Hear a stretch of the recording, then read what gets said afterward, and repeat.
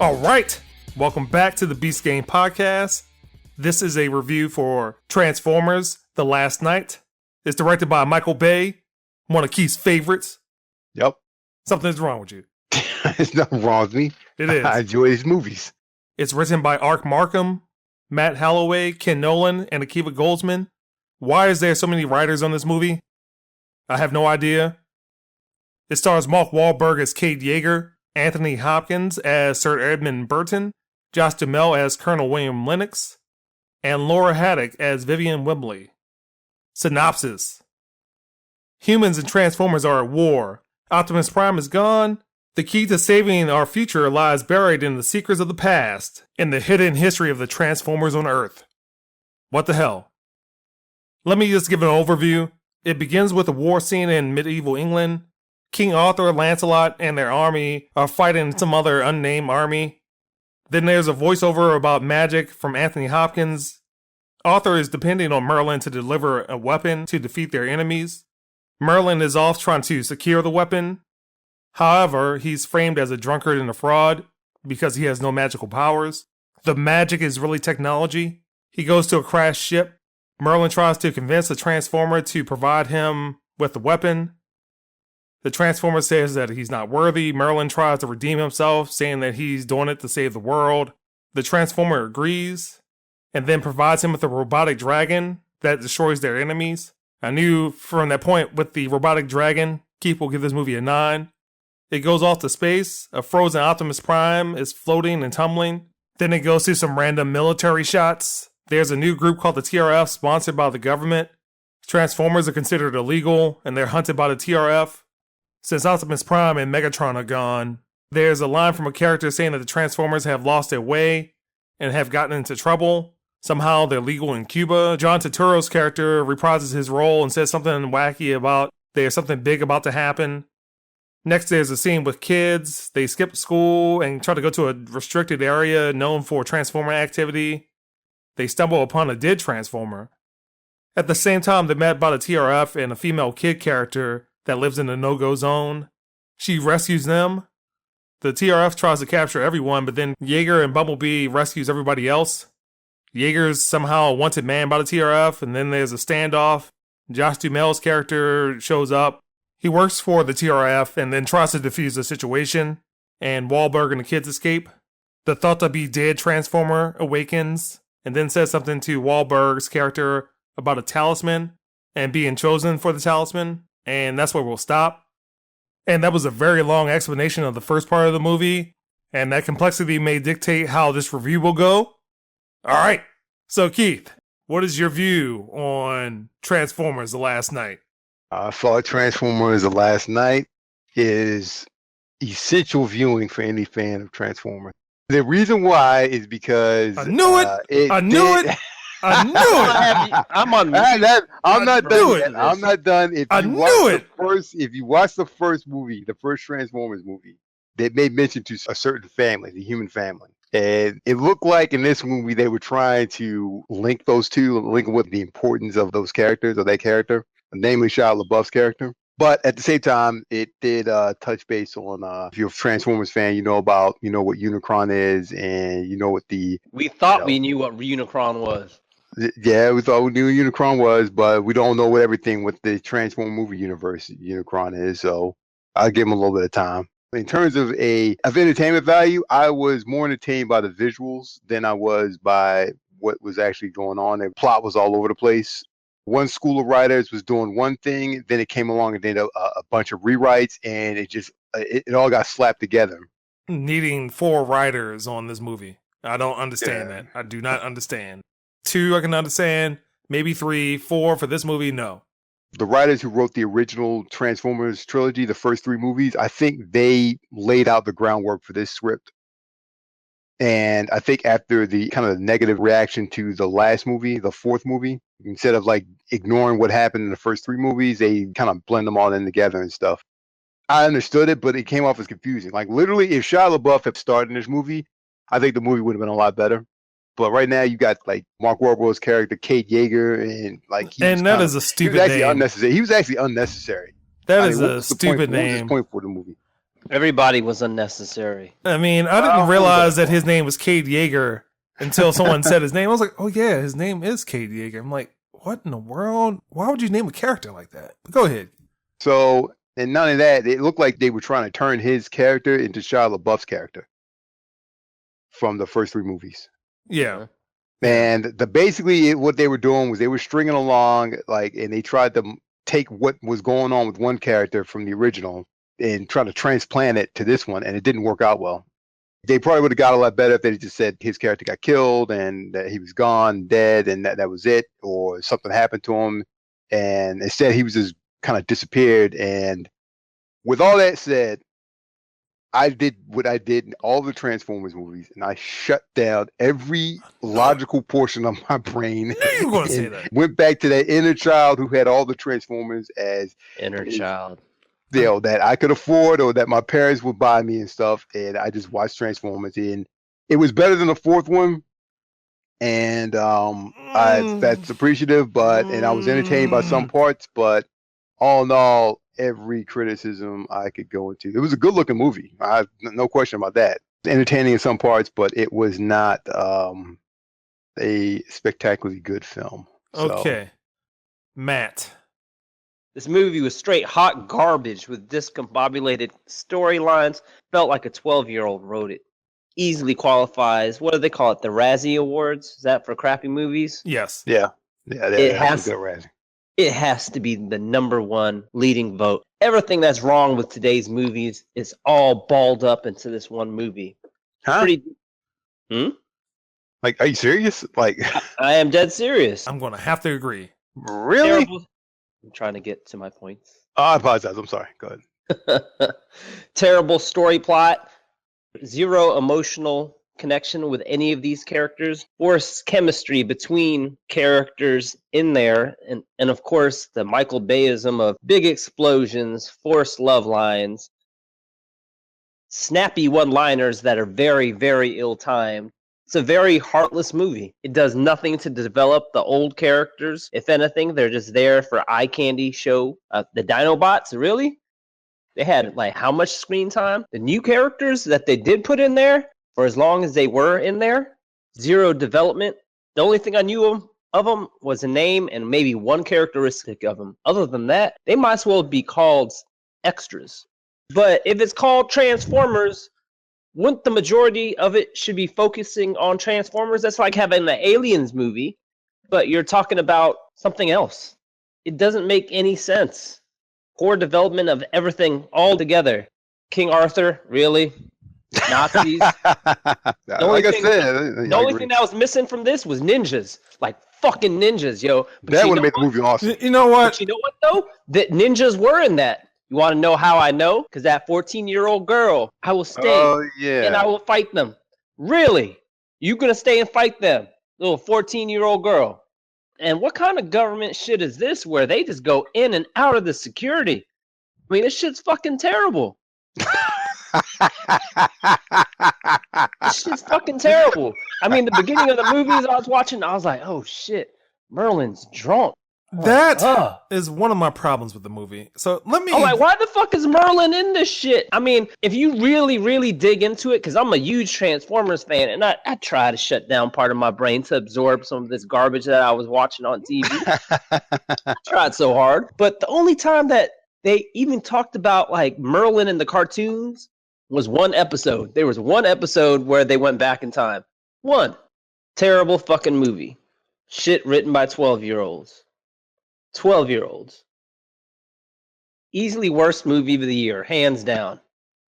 Easily. Well, Matt, I'm going to have to agree.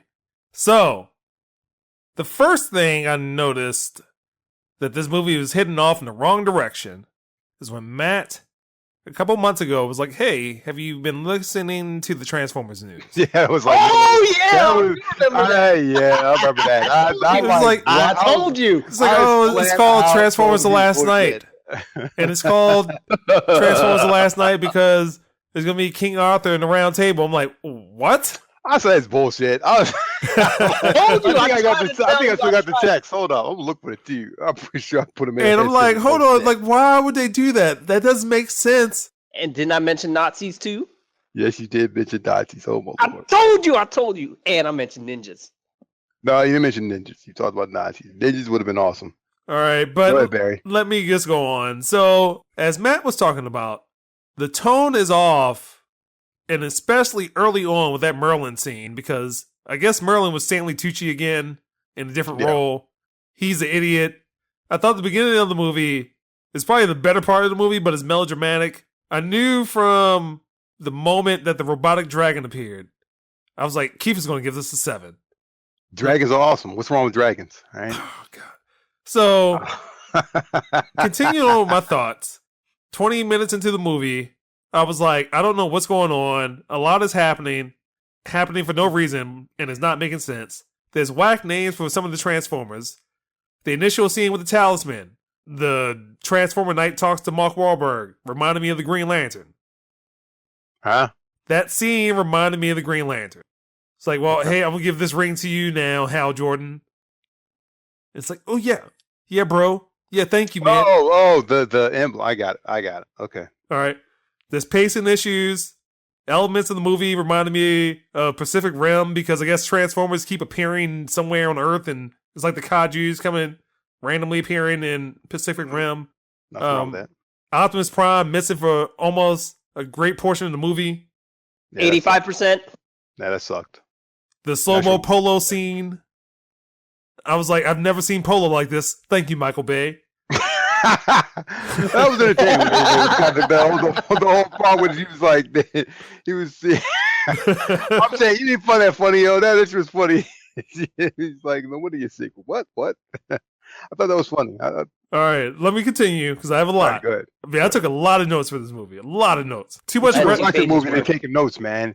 Like sitting back and enjoying it. If you turn off that part of your brain, the part that knows how to write and read, then you would probably enjoy this movie. I was trying. Dude, right-sided brain, left-side brain. You gotta shut a lot of portions of the brain off. Well, let me continue. Dude. Just let me continue.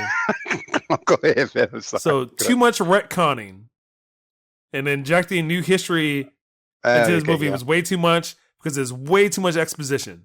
There's way too many characters. Okay, yeah, I that's what I forgot to say. That's what I forgot to say. Yeah, I agree with you on that. Way too many characters explaining stuff in the movie. So I have issues with the editing. The editing is too jittery and it's too many cuts. But the next thing is that I'm tired of adult writers writing for children because the dialogue for some of the kids, particularly Isabella, is too adultish. There's too many things in the form of 3, 6, and 12. Not sure if anybody paid attention to that. The world might end in 3 days. There's 6 Autobot Knights, 12 Knights of the Round Table. It's all stupid. No, there were 12 Autobot Knights. All right, not done yet. Why is Optimus Prime unnecessarily taunting people? And it felt like a video game. It's like I'm playing Street Fighter V and I'm taunting. He always did that. When he made the grand entrance, starts talking, and then he rolls out. And that's basically it. That's what Optimus Prime does. So after Sam leaves the series goes downhill. I'd rather have Shia LaBeouf back. Yes. All right. It's way too much joking and cursing from Autobots. There was a big Batman v Superman moment in the movie. Does anyone agree? Anybody? I don't know. I like Batman versus Superman. Oh my gosh. Oh. All right. But just to wrap it up a little bit, it's like you're being bombarded with a lot of noise and just like stuff on screen, and it's just like too many things going on all at once. There's too much over reliance on a human. Right, the core element of Transformers dealt with a young boy and his group of robots. And it's like, I'm just tired of Mark Wahlberg in this movie. But getting all that out of the way, I wanted to know, where does this rank in the quintology, the 5 movies that have been Transformers, whatever the second one was, Revenge of the Fallen? That's the second one, the movie you hated. Yes. And whatever the third one was. But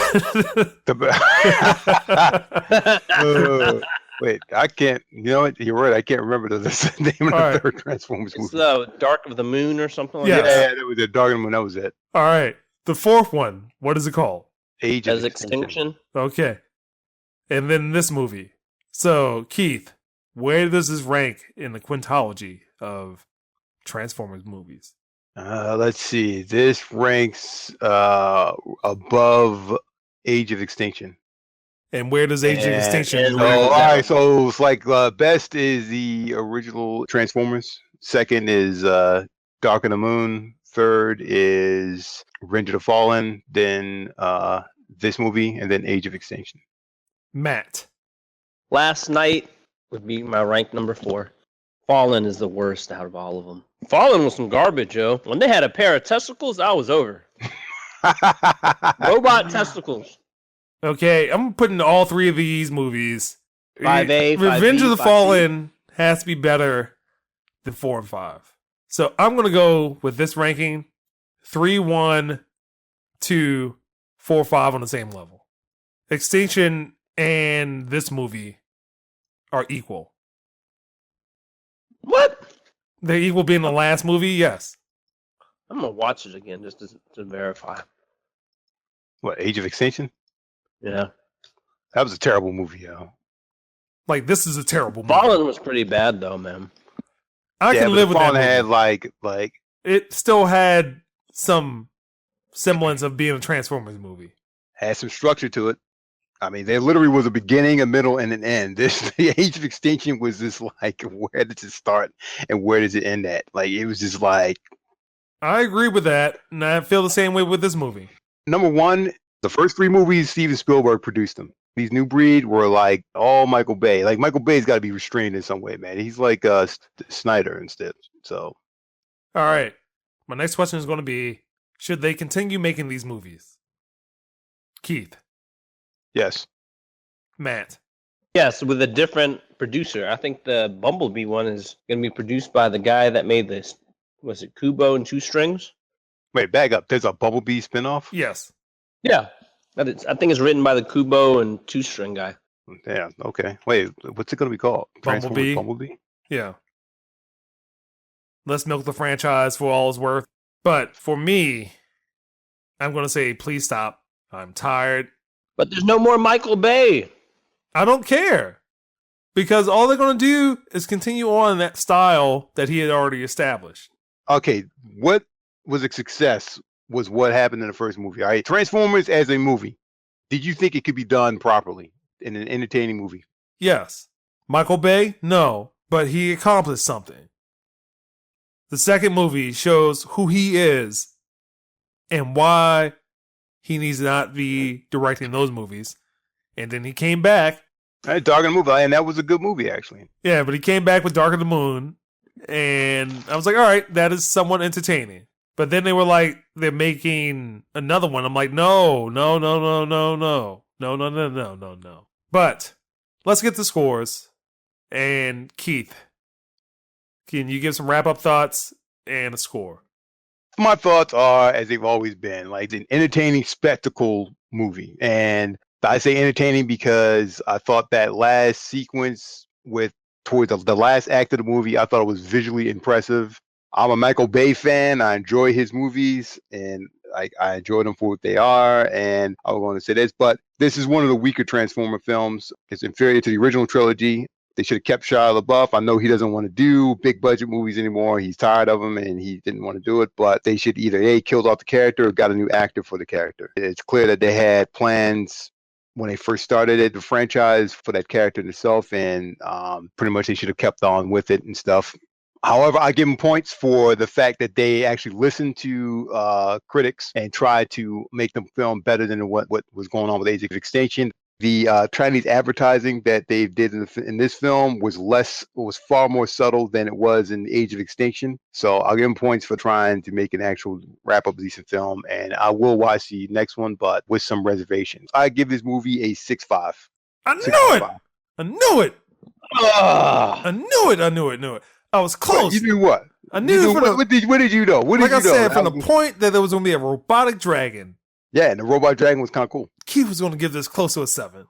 I knew No, it. please. You said I was going to give it a 7.5. You just did it just to spite I me. thought you were gonna have it up there. You just did it just to spite me. All right? Because you knew I was right. They don't know me, man. 6.5, man. I give know it you. 6.5. I know you. All right? I knew This it. is not at Suicide Squad level. All right? It's not an unwatchable film. What? This is not at the No. Suicide Squad level. No. Age of Extinction is at the Suicide Squad level. You It have is a shitty proven movie. that you were just a Michael Bay fanboy. Because I don't. You like The did it Island? the same way you did. You like The I like Island. The Island. The Island was a good movie. Okay. But you like everything that he makes. I'm just saying. I didn't say I liked everything that Yes, he you did. Yes, you did. I just said I like his movies. Understand what the. They're Facebook friends. Did you know that? I did not know I that. like his movies, and I think it's I think they're decent. So I'll watch them. So let's move on to Matt. What are your wrap-up thoughts, and what is the score for Transformers: The Last Night? Bad storyline, bad plot, heartless movie, no emotion, forced love interests as well as one-liners. Did nothing for the old character development or development of the new characters. A storyline that doesn't make any sense.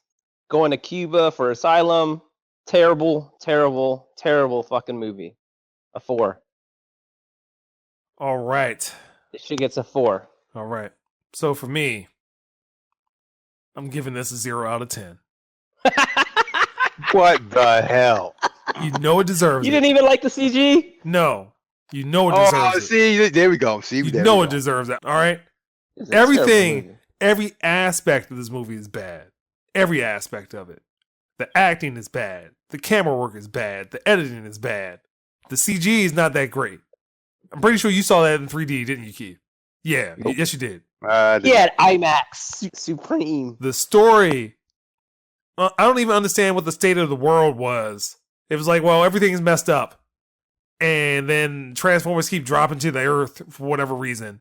I don't understand what the state of the Earth is, but it seemed like everything was all right in London. It seemed like everything was all right wherever was not the United States. But stuff was just happening just to happen. Not making any sense. And again, it deserves a 0 out of 10. And that's the Beast Ninjas. Game Podcast. You can find more of our podcasts at beastgame.com, iTunes, Google Play, Stitcher, TuneIn, iHeartRadio, Twitter, and YouTube. And if you'd like to submit a reader comment or question, you can do Nazis. so at submissions@beastgame.email. King Arthur. This whole thing was just stupid.